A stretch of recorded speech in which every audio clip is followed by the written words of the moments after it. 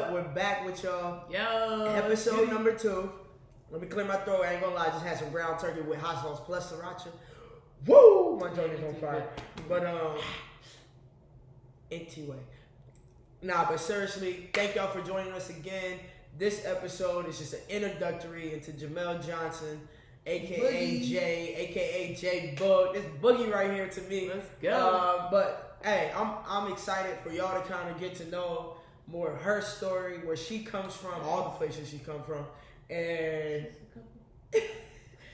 just, you know, just her success, her route, her vision, her mindset, and how she kind of put it all together.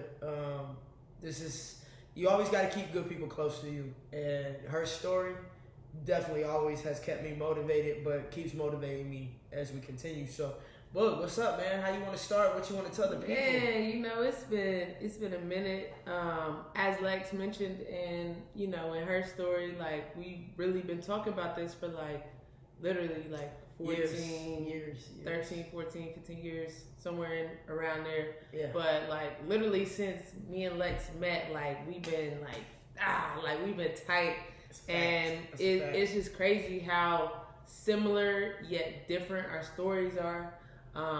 And how honestly, like I think the thing that's kept us so close is number one is our faith in God. Like how we both came up, just like being part of the church. Obviously, both of her parents are pastors, but mine weren't. But we were very involved in the church. My grandmother, my mother.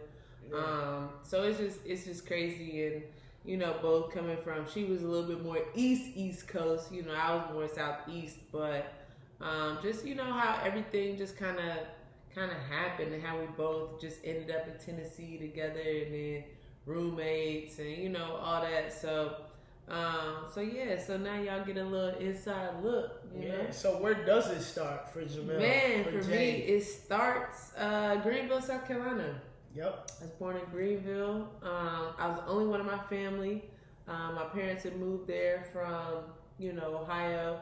Everybody else in my family is Ohio. Ohio State, you know, this and that. I'm like, I'm from the Carolinas, you know? Like, I'm the only one from the South. Nothing wrong with that, by the way. No, nothing's wrong with it at all, but, you know, just Greenville. Yeah. But, you know, grew up, 2-parent household, had an older brother, he played soccer. My grandmother, that was my baby, that's my best friend. Like, we used to watch Golden Girls, you know, watch Oprah. We used to do everything together because both my parents worked full-time. My brother, he's 6.5 years older than me, so, you know, he was probably playing soccer somewhere, you know, doing something. But y'all were close, regardless. Oh, super close. You know, that's my guy. So, Jeremy, shout out. Hey, let's go. But, you know, he started out playing soccer, and I was kind of like his little shadow. They used to call me Whoopi because they said I used to wear braids all the time because my mom didn't have time to do my hair. Low-key, I don't know if that's racist. Nowadays, it might be considered. It might be but they used to call me, like, I legit like Whoopi, like, you know, dark the hairstyle, braids, you know, so, and, like, literally, I was just on the soccer field. Like, I just run around while they play, just go shag soccer balls.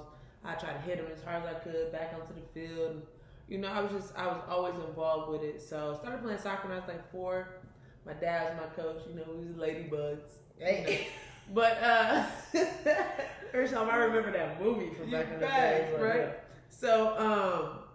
So we was ladybugs, and so, you know, it was cool. Like, but then it got to a point where it's like, all right, Dad, like, it's time to level up. Yeah, you can't really be the coach no more. So I started playing soccer, loved it. I also did tap dance and ballet. You know, that's where my good balance comes from. Okay. And your dance moves though. Yeah, right. Yeah. That's where the boogie comes from in college.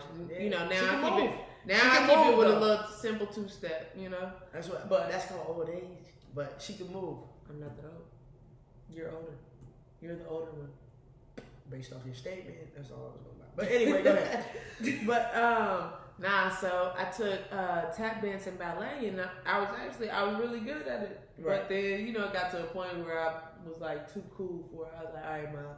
It ain't fit where you where you thought you were. Right. Okay. I was like, I'm good on the tap and ballet. But it wasn't until I was older to where I was like, oh damn. Okay, I kind of see what that did for me. Right.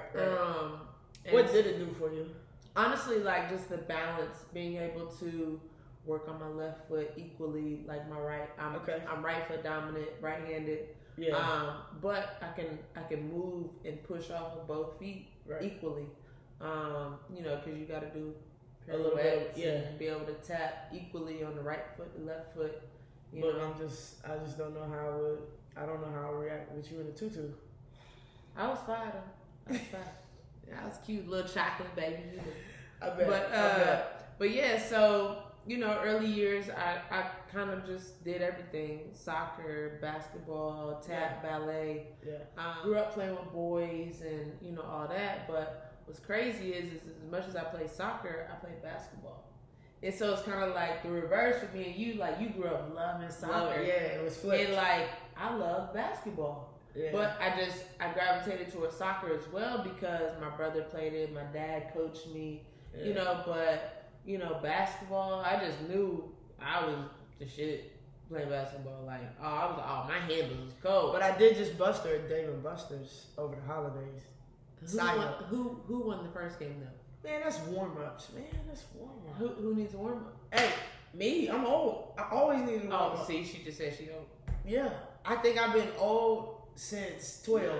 No, because we walk in. I gotta get my shots up. Nah, it's gotta feel right. We walk in at the same time. We start at the same time, and you play basketball. Like, hey, but what happened? What happened after you started talking smack about BB? What did I do the next time? Yeah, you got hot. But it's just like us in coaching. Like, why I gotta light a fire under your ass for you to get going? You know what? You should off the rip. You should have been like, yeah. I thought I was. And then you came in. And I came in. I brought that heat. Game bottom line, game one. No shots. That's all I needed was game one. That's fine. She got game one, and everybody said we were taking 2 games, right? She got game one, and then I saw, Book kind of like, is she knocking them down? I ain't got time. Let me just bust this. That's fine. That's fine. She can have them too. I just had to bust it. It wasn't even but close. But that first one. Anyway, so I just kind of had my hands in a little bit of everything, but I did really love basketball. Yeah. Similar to you with the Cinderella story and Pat Summitt and Tennessee basketball. Same thing for me. Like, I grew up watching Tennessee basketball. That's all I knew of basketball was Tennessee. Right. Tennessee. They were a dynasty at that point. Dynasty. Yeah. Michelle Snow, Holsclaw, catches, Brittany Jackson. Like, it's just like all those girls. I was just like, yo, that's crazy. Like, the 3 Meek era. The 3 Meeks, yeah. So like, that's all I knew. So then as I started to get older, 6th grade, we moved to Ohio. Mm-hmm. Actually, it might have been 5th grade. My mom's job transferred, so we moved to Ohio. So we lived in Dayton, Ohio. Right. And it's different for me. I never lived in the north. The only time I ever visited was to visit my family, which all lived in like Columbus, Canton, Akron, Cleveland. Right. So how'd you feel when you had to make that move? At first I was excited, but I didn't really completely have a concept of like geography and weather.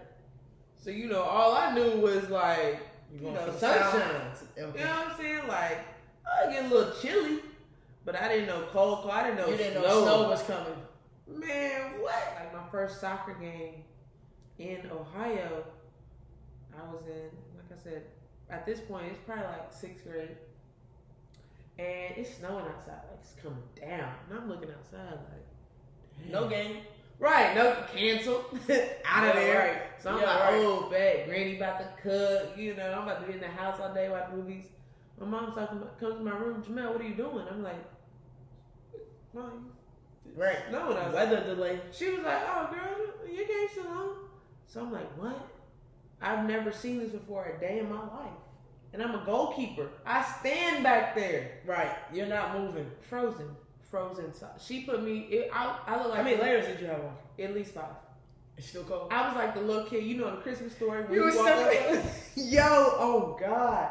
I was back there. I was like, please God, please don't let nobody shoot this ball. Every time the ball started rolling, it just picked up snow and it kind of stopped. So I'm like, it's not gonna get to me. You had to learn how to adjust to it, right? But you were kind of happy. I didn't touch the ball the whole game. The snow. They should have canceled the game. But anyway, long story short, like moving to Ohio, like I was excited because I was only like an hour and a half from like my dad's side of the family, 2-3 hours from my mom's side of the family. So I was like, oh, I get to spend more time with my family because now I don't just come up for a couple of days in the summer. I get to like see them like extended periods of time. So anyway, so at that point, you know, I'm soccer team, boom. First of all, it's a little bit of a culture shock because I was like one of a couple black kids in my school to start. So I was like, okay. But soccer in itself really isn't known. Yeah, soccer is, but we don't play a lot of soccer in general. Right. So my parents always did a pretty good job of keeping me involved in sports and, you know, keeping me in a diverse environment. Right. But, you know, for school, obviously because of where we lived, it wasn't, you know, I was kind of like, so there was a little bit of an adjustment with that, but, you know, all in all, it was cool. And then I started to really, my brother was in college, and I really started just like hone in on soccer. Like I really started to develop a passion for it. Was him getting to college and playing college soccer kind of that straw that said, hey, I can do this too? Yeah, I think so, because like I watched him. My brother was an incredible goalkeeper, incredible. I mean, just the things that he did was like, yo, that's crazy.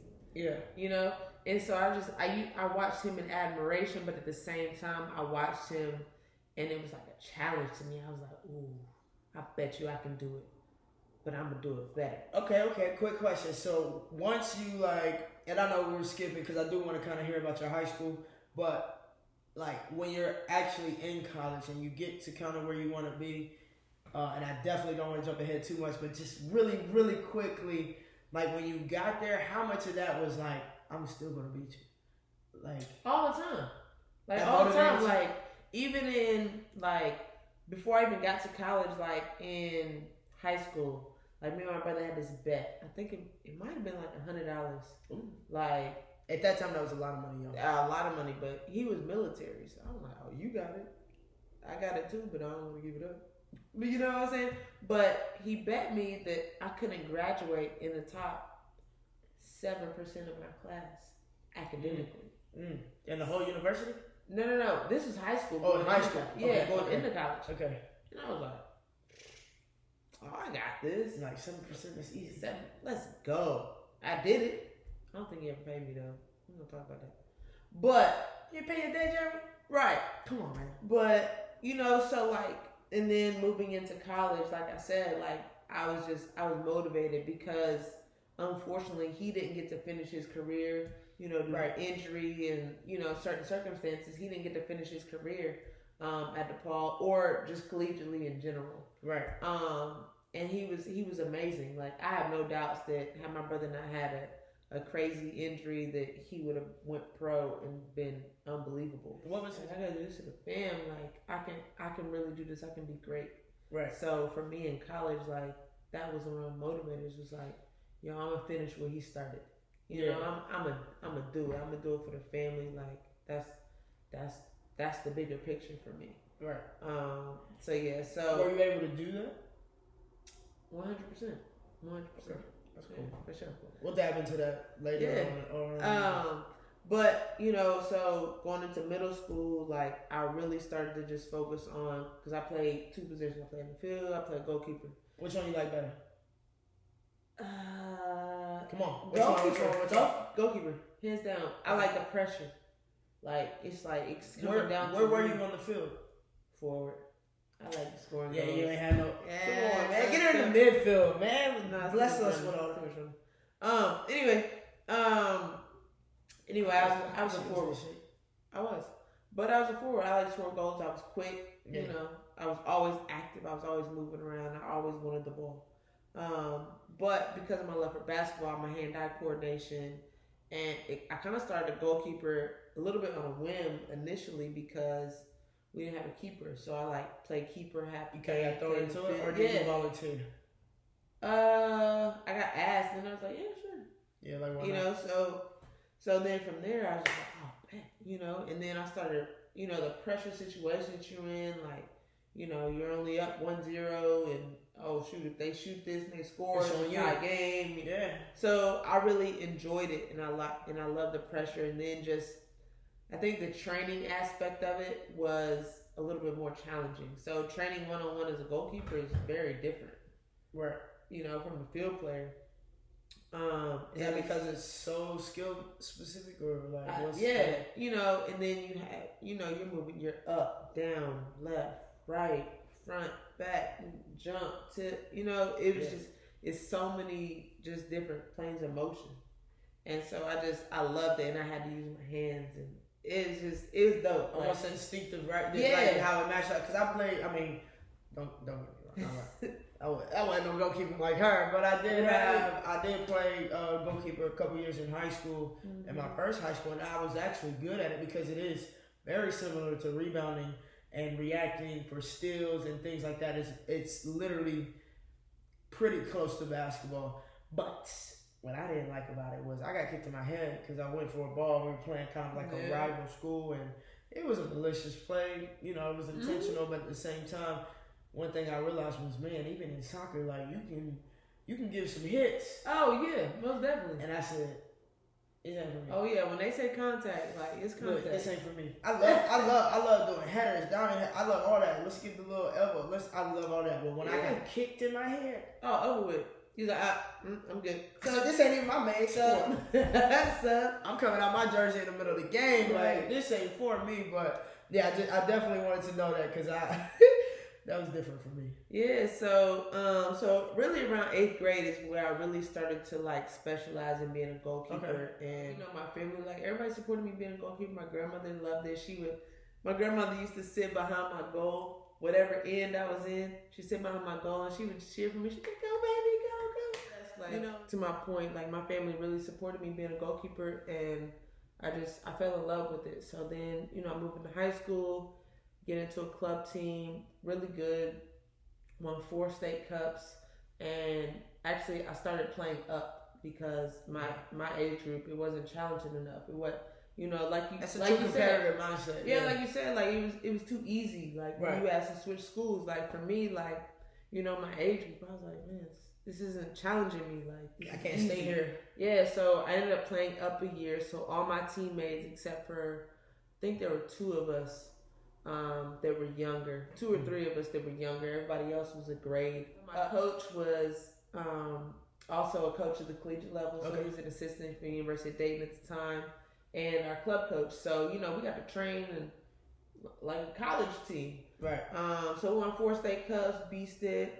And then this was at the time where you could play college teams in the spring. So as high schoolers? As high schoolers. Okay. That was long gone. That's pretty cool. Long. Yeah, it was dope. So Ohio was like Dayton was like 4 hours from Knoxville.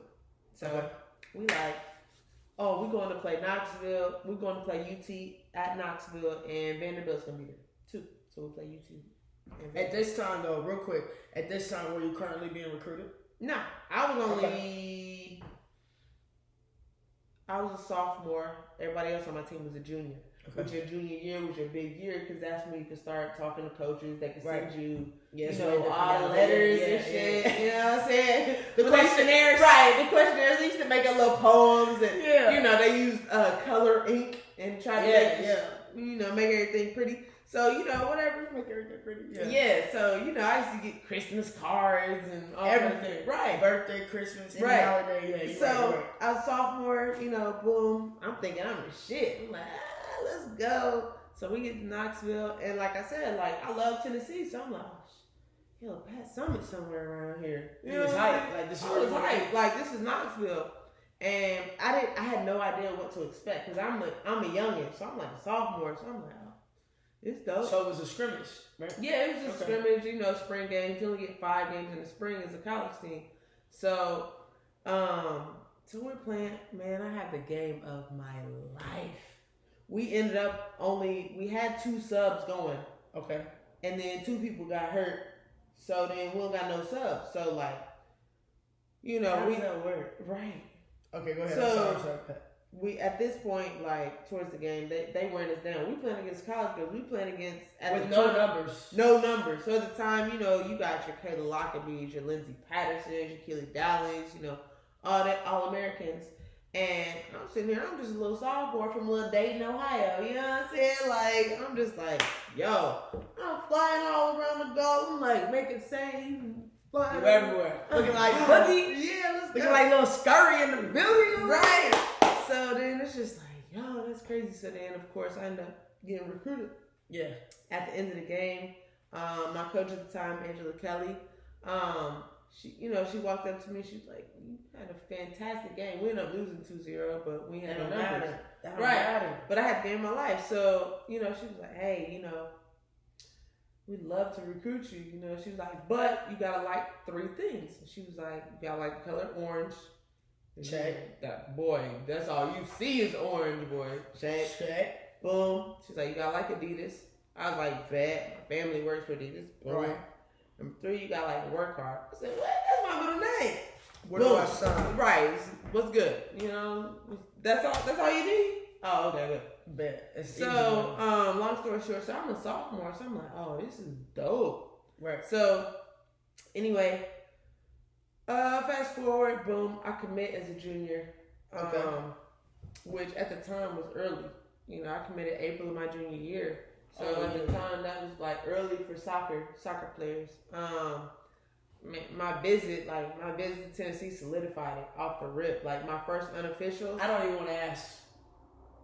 Well, you know what? I do, but not right now. But go ahead. Keep going. First unofficial visit to Tennessee is me and 2 other young ladies who were very good in the country. They ended up going to different universities, but got to meet Pat Summer. We walked off the rip. Walk into Pat's office, and that's her.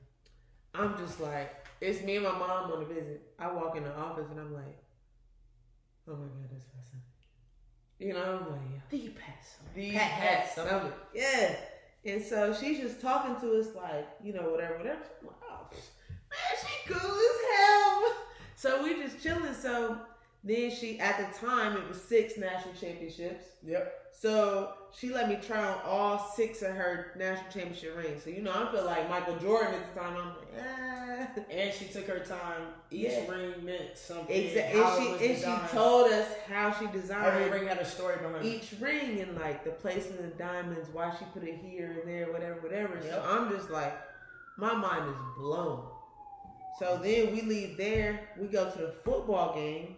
We on the field in the end zone while they warming up. And at the time, they're playing South Carolina.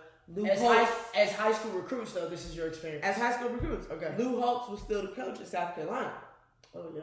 Yep. Phil Fulmer, obviously the coach at Tennessee. So it's just like, yo, this is legendary. Like, this is the battle. Just being here is like... And if you know anything about college sports, Neyland Stadium, unbelievable. One of the best places to watch a football game. By far. And I'm standing in the end zone, and now all of a sudden, the band of the Pride of the Southland starts to open up the tee. Uh-oh. And so I'm standing here as like as a high school prospect. So at this time now, a rising junior, I see them open up the tee. I see Smokey run out and the whole team. I'm like, I'm committed. It's over with. Right? Like, it's over with. So like, anyway, that's my visit. So after that, like, I knew off the rip, like, Tennessee, like, like you said, what you want for Christmas? Tennessee. You know. Like, you know. Yeah, when you know, and for those young ladies, young men out there that are going through the process, like, you have a gut feeling. And for me, it was like, you follow that gut feeling. Like, I knew, and I still did my research. I still took other visits, but... What you have to? Yeah, you have to. But in my heart of hearts, I was like, man, that was a place. That was a place that,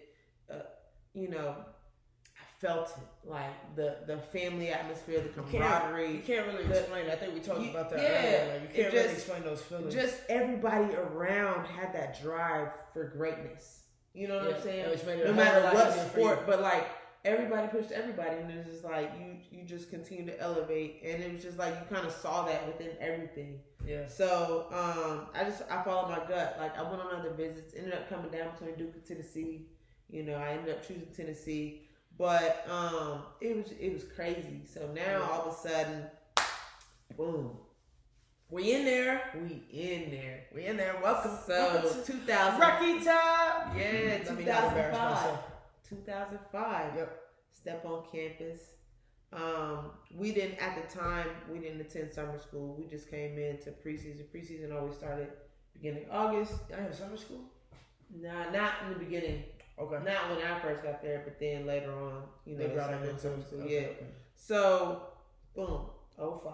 Step on campus beginning August. Uh-oh. Man, I didn't train my ass off all summer. You ready? I've been grinding, had personal trainers. I was grinding. My mom, she was somehow, some way, she found the money to pay for me to go. I did to this, it was called Sports Acceleration. Help with, where were you going? You wanted them chips. And then I remember I can't take her nowhere. Hold on, but I am about to eat a chip though. But I won't eat the big one because it would take too long. Y'all, listen. See, can't take her I nowhere. ain't gonna eat today. I ain't gonna lie to you. Hold on. See, this is what I deal with. This is what I've dealt with for 14 years. This is what chip is good. Okay, good.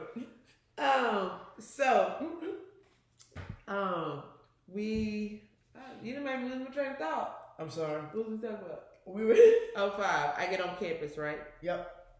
My mom, parents grinding, like, you know, like I went to the Sports Acceleration, like it worked on form, quickness, speed, strength, explosiveness, all that to get me ready for school. I get on campus, I'm like, I got this, you know. So you had the Tennessee test, right? Yep. Well, we was like a small size cross country team. So she had the Tennessee test. Y'all ran a lot. I had 4. I had to run the Cooper, which is 7 1/4 laps around our Olympic size track in 12 minutes. We had It's easy work. They in shape. 300-yard shuttles. 8 300-yard shuttles. 4 of them to the 25, 4 to the 50 within a minute. Heather, basically. Cones, which is 5, 10, 15, 20, 25. 7 of them in 35 seconds. 3 of them in 40 seconds. I used to watch you sometimes, low-key. And then you had 120s. 10 120s down in 18 seconds, back in 30. That's the full length of a regulation soccer field. So you had to pass all that before you ever got a Tennessee hood. Before you got your gear. Before you got a Tennessee hoodie, some shoes, some socks. We got 3 practice shirts, some shorts, and some socks. That's what we did, just so we looked like we was part of the squad. But you weren't a part of the squad till you passed all of that. So very first thing, every single year, you run the Cooper first. You show up at the track in your running shoes. So, you know, I'm like, all my classmates, I came in the class of 13. 13! Damn, That's your whole squad. Yeah, it is, right? So, class of 13, so I'm like, you know, It's a lot of people. I'm chilling. I'm like, oh, shoot, I got this. What it look like? Bro, boom. And at the time, back in the day, you know, I've been part of college coaching now. Now you can't step on a field, court, track, whatever, until all your blood work, paperwork, EKGs, heart echoes is clear. Back then, you know, once you did everything, it was all right. You was a college player. Like. Right, they ain't analyzed it yet, but you did it, so you was clear. Oh, you had to go see Dr. Morgan today? No. All right. Practice. Go. Workout. Right. Yeah. So now it's a lot different. But at the time, you know, I went, did my blood work, got all my physicals done, you know. So, boom, clear, check, just you're good to go. So, we on the track, you know, boom, we start running the Cooper. I'm out here, I'm like, I got this. Oh, goalkeeper standard, boom, whatever. I'm at the field player standard. Next thing you know, I'm running.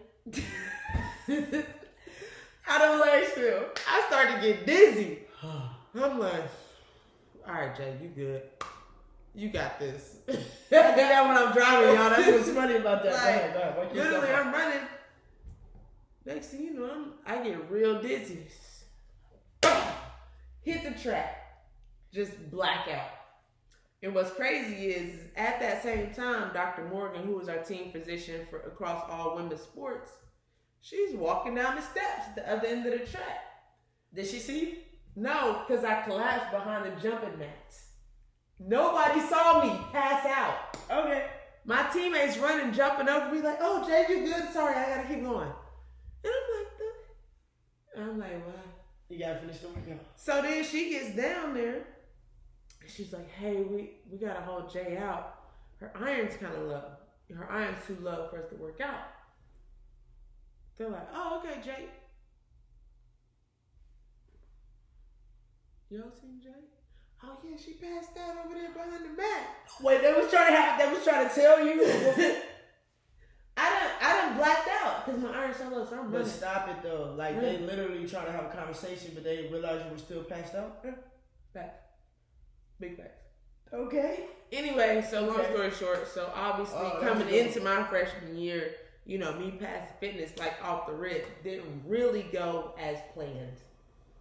No, Not when as you planned. No, not at all. And I was fit too. Like I was like, "Oh, I can beast this," you know, whatever. It's different. Anyway, we got all that under control. Boom, beasting my fitness. Freshman year, I didn't really play that much. Didn't get the red shirt due to 7 minutes and 50 seconds, but we'll talk about that at a later date. Sophomore year, boom, come in, start, play. We ended up losing Sweet 16. What year did I come? Although, I will say my freshman year, we ended up winning the Triple Crown. We won SEC East, we won SEC regular season, and we won the tournament. So it was awesome to be a part of that squad. Like my team that year was incredible. Really close-knit, really tight. Like our seniors were really dope. So it was definitely a good experience. At the same time, it was an experience where I kind of felt, I don't know, I felt shafted, like, you know what I'm saying? Yeah. So, That makes anyway, sense. That makes sense. Get into that. Hard to explain unless you got that winning. Yeah. It's really hard to explain. So 2006 sophomore year, starter, boom, ready, like I'm grinding, I'm ready to go. And then what? Boom, October 6th, playing LSU at home. Crazy game, tough game. We like halfway through the first half. Their forward, she actually ended up being offensive player of the year that year for LSU. So respect. Yeah, much respect. She was coming at us. Yeah. So I come out for a ball. I'm like, go up in the air, boom, get hit. I'm like, boom, I don't know what's going on. Finally, I get hit. Something happens. I get up and I'm like, oh shoot. Take a deep breath and I collapse. Boom. Collarbone. Ooh. Butterfly fracture, over with. I'm laying down. You know, Hoff. Hoff don't run out there. Shout out to Hoff, the all-guard trainer. One of the best trainers under, Jenny Moshak. All right, Jaimel, hold it down. Hold it down. But love y'all. So Hoff comes out, checks on me. She's like, "Oh, Jay, you gotta come off the field." I'm like, "Wait, what?" I take a deep breath. I feel it. I'm like, "Oh my god." So next thing you know, I'm at the emergency room. They like, "Jay, we gotta do X-rays. Like it's serious." So next thing you know, find out, boom, butterfly fracture, broken clavicle. Yeah. Had surgery like 4 or 5 days later. Out of surgery, I'm like, "Yo, doc, what's good? How long we talking? A couple weeks? Because you want to get back on the field. Yeah, I got 9 screws in a plate, so I'm like, yeah. And it's your freshman year, right? Sophomore year, that's right. But I never had a major injury until this point. So then, all right, cool, bet. So he was like, honestly, Jay, you got more of a chance to break your other collarbone than you do this one. This one is solid. He was like, once you got your range of motion, you can handle the pain tolerance, you good. Boom, 4 weeks, he's back in the game. I'm like, all right, bet. Quick recovery. I mean, relatively speaking. Oh, 100%. So I come back for the NCAA tournament and we lose Sweet 16, North Carolina, out of there.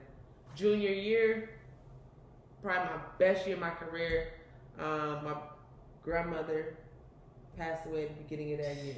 Our stories are so similar. It's crazy. And that took me out. Like, it crushed me.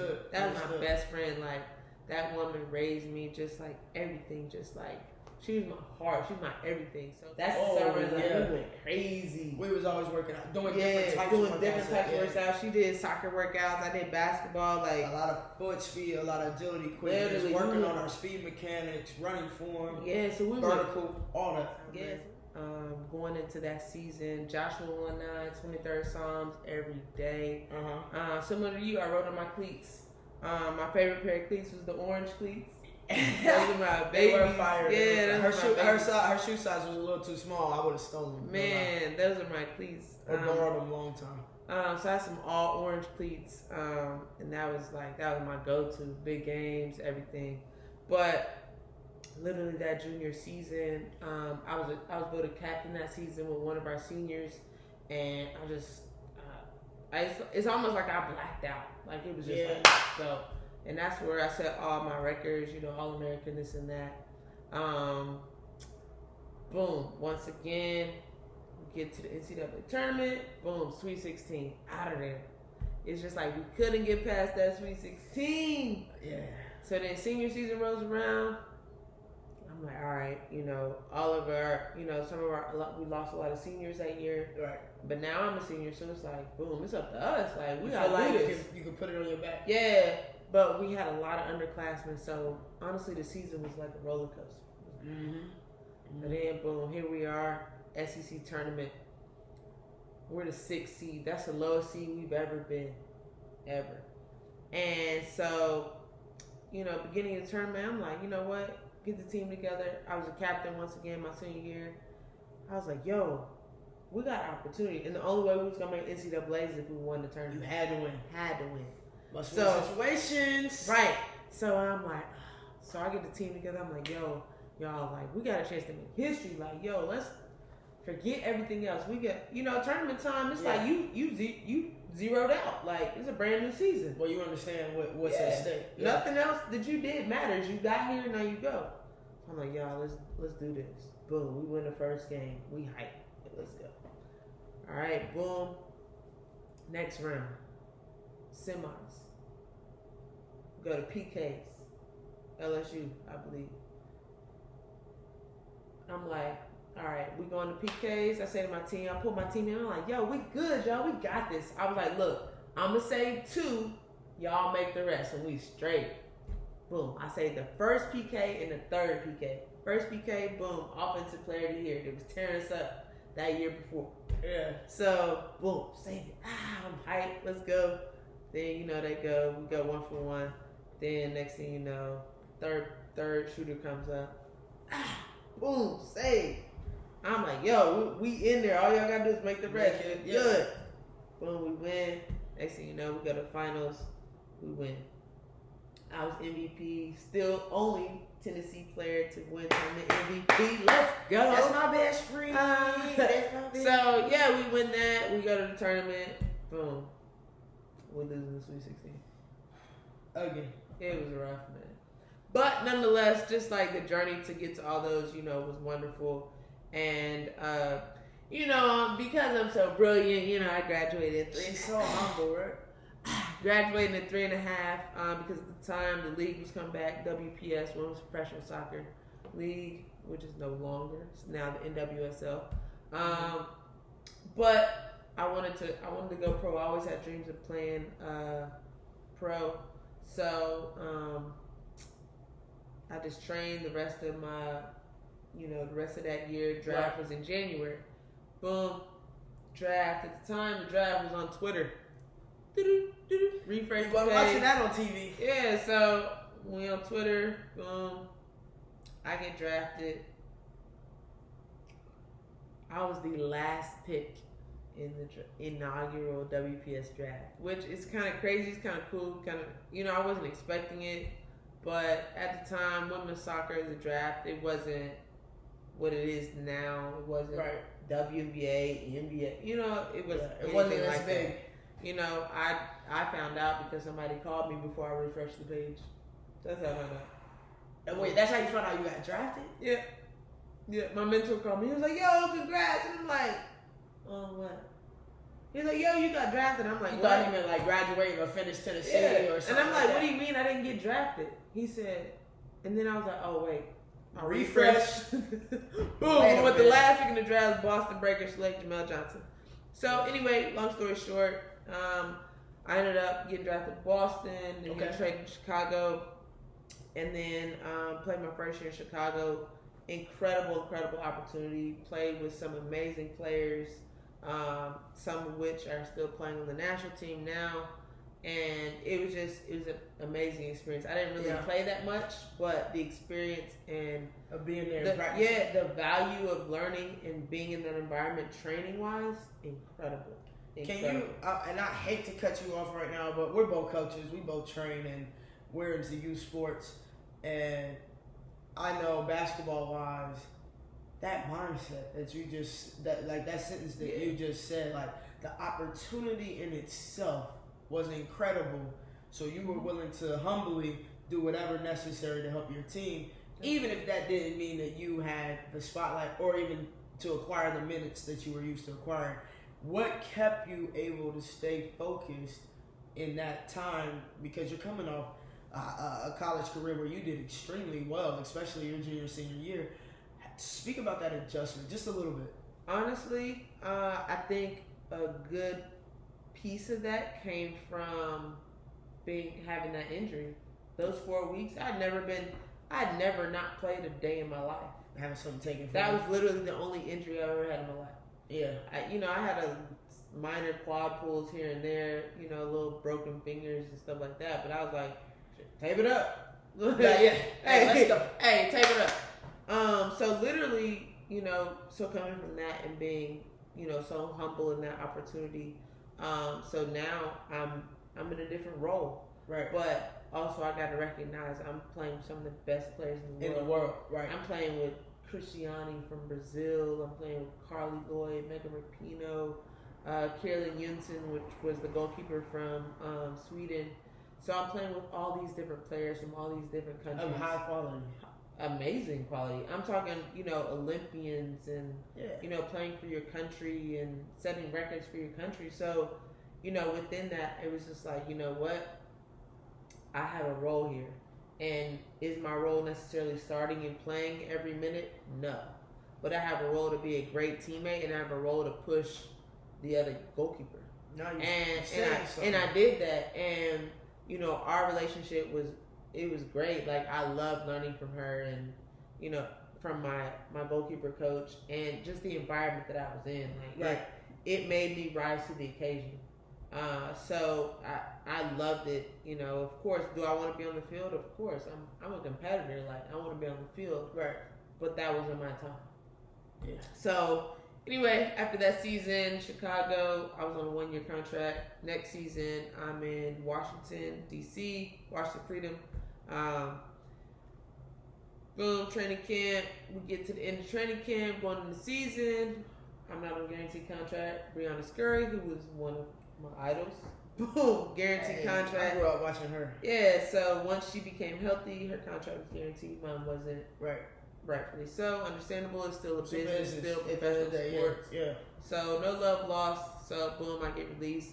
But it's already so far into the season, cut deadlines. I didn't really get picked up by anybody else at the time.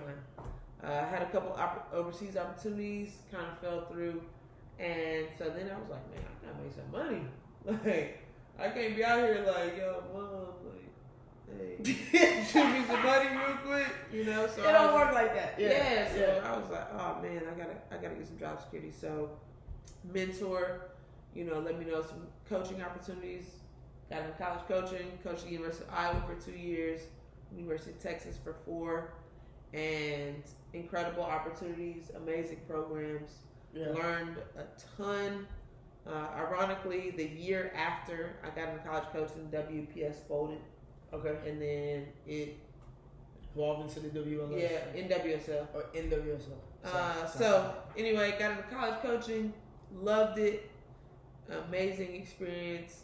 All my players that I've coached have all had an impact on me. Right now we're here. I stepped away from college coaching because to my family, coach at the youth level. Yep. And I love it. You know, I love having an impact. I love working with the younger kids and the kids that aspire to do all the stuff that we've done. Oh yeah, you know how many headaches do you get too? Ooh, boy, woo. They test me. They push me to be great. And I'm just gonna say this. This is a quick coaching nugget. Kids, if you have not signed a college scholarship, if you do not have a contract on the table to be a professional athlete, just be coachable. Just listen and apply and ask questions and then reapply. But come on now, let's get serious. Let's get serious. So now I'm here in Atlanta. I have my own goalkeeping academy, training wise. Yep. And I coach youth club soccer, personal train, and I love it. Now we here. Yeah, we get to tell our story. We get to do man. it, and we get to have fun with it, and I like it. I do have one last question to ask you. Just if you could summarize everything that's happened, both good and bad. So adversity and how you overcame it. But if you could truly summarize what it is to be a competitor, what would you say? What would you tell our audience? Whew. That's a good one. Summarize what it is to be a competitor. Yep. Honestly, to be a competitor, you have to have that drive, that will. Absolutely. When no one is watching. You know, me and you talk about, you know, going to TBA and shooting at 2 o'clock in the morning. Right. You know, me rebounding, you shooting, or me working on my hands, my feet, but it was that will to be great. And as a competitor, you know, there are going to be times where it's going to be hard, and you don't want to do certain things, but it's just like you have to because of the end goal. We wanted to win championships, and you know, we won SEC titles, you won national titles and WNBA titles. And so it's just like that drive to be great, to want the best. You have to be willing to put in the work when no one is watching, when no one is praising you, when no one is saying, "Oh, good job, Jay. Good job, Lex." You know, this and that. You have to be willing to put that in and understand that doesn't necessarily guarantee that you're going to win that title. Right. But because you're a competitor, you're going to be able to put max effort in to try to attain that goal. Yeah. But at the end of the day, that journey to get there is really what you remember the most. You know, we talk about your titles and, you know, this and that. We talk about the process. The process. You know, I talk about, you know, SEC titles and winning that championship game, awesome, unbelievable.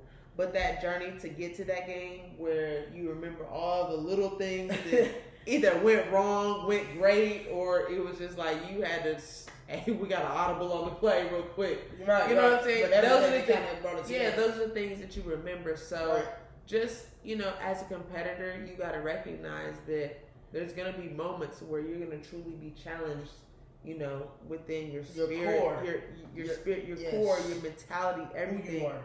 And how are you going to handle that situation?